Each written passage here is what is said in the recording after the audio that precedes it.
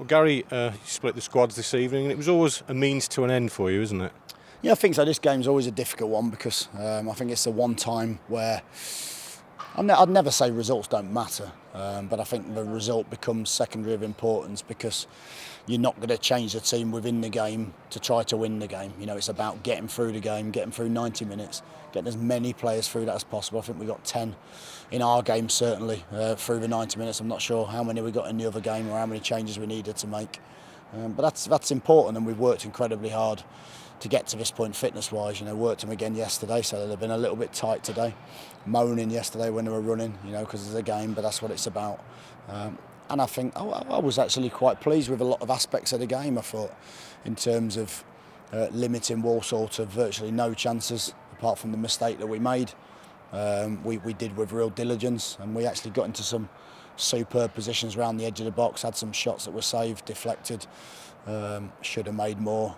A bit like Forest Green at times, should have made more of some of those great positions in the final third. But it's always the same, when you stretch your squad and you try to make the games as even as possible, you're always going to take something away from the quality of your team, so therefore the result becomes almost secondary tonight.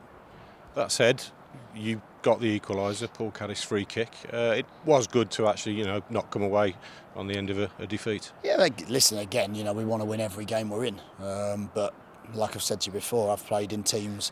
I remember one season as a player at Blues, I think we beat about 3 Premier League opposition in pre-season. We beat Newcastle, if I remember rightly. I think we beat Spurs, or very close. And everybody said to me, and that was the first season I joined, everyone said, this team's going to get promoted, absolutely, without a shadow of a doubt. And I think we hardly won a game for 10.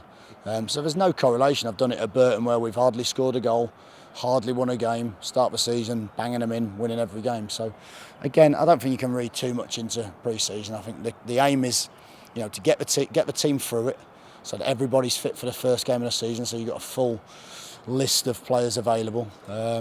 And show some encouraging signs and work on 1 or 2 things you want to work on. And if you win every game, fantastic. If you don't, then you have to take little bits out of it. There's only one change tonight that was enforced for you, Reece Brown coming off. Can you tell us what that was about? Yeah, Brownie had a tight hamstring, a little bit sore. He managed to play about another 10 minutes with it. And as he came off, I think he said to Saley, "Cool, that tempo was a little bit faster than I'm used to." Yep. Welcome to welcome to real football, Brownie. So that's what it's about. He's worked incredibly hard. I thought first half, you could argue he's probably our best player. He's got an unbelievable range of passing.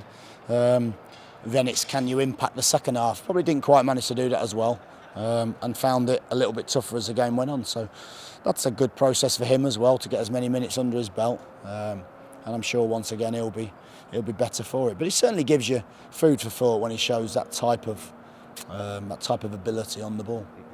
One player who wasn't here or at Shrewsbury, Dwight Tiendali. What's the situation with him? Yeah, again, we had an opportunity to have a little look at Dwight. At that point, we wanted to look at a little bit of cover. Not cover, but competition in both full-back areas. Dwight's someone who's played in the Premier League at left-back, played in the Premier League at right-back, played for FC20 in a Dutch league winning side under Stephen McLaren, and played in both positions, played for Holland. So it seemed an obvious one to have a look at him with his quality. Difficult for him because he hasn't played very much last season, had an injury last season. So I think, for certainly the first week, he's playing catch-up. And when you're tired, when you're training, it's very difficult to show what you can do. But we just felt, particularly on the left, didn't quite offer us the type of fullback that we're looking for to push Groundsy and offer competition for Groundsy. So, the search goes on. But in terms of a character, fantastic. I would highly recommend him to anyone. I'm pretty sure he'll turn up at a very, very good club because he's a good player.